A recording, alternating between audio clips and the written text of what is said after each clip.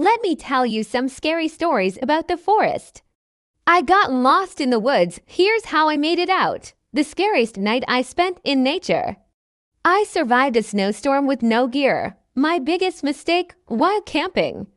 How I got stuck overnight in the wild. One decision saved my life. The day I ran out of water in the forest. I ate only wild plants for 2 days. Lessons I learned from being alone in nature. And at the end, I'll ask you, would you survive what I went through? Here's a story that I like to call the Forest Gump. I was backpacking in the Beartooth Wilderness in the early 2000s with my two best friends. We had planned this trip for months, looking forward to it all year. It was a long hike to get to our campsite, so we started early in the morning. We packed up the car and hit the road. About 2 hours into the drive, we realized we had forgotten bear spray.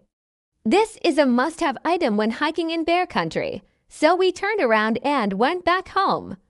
When we got there, my dad was so angry he grounded me. I wasn't allowed to go on that trip. I was so sad, but you know what? I didn't let it get me down. I made the best of it. I stayed home and did all the chores. I cleaned the bathrooms. I emptied the dishwasher. I even cleaned my room, which hadn't been cleaned in months. And you know what? It felt good to do all those things.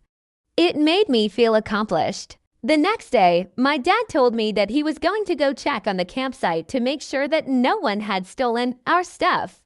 So I tagged along. When we got there, we saw that our tent was still standing and all of our stuff was still there.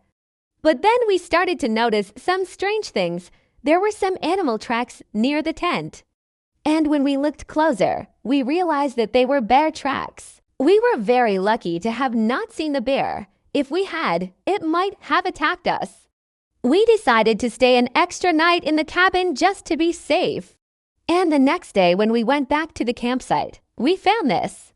It was the most beautiful rainbow I had ever seen. I knew that if we had been there, we would have seen the storm coming. We could have packed up the car and driven home before the snow started falling.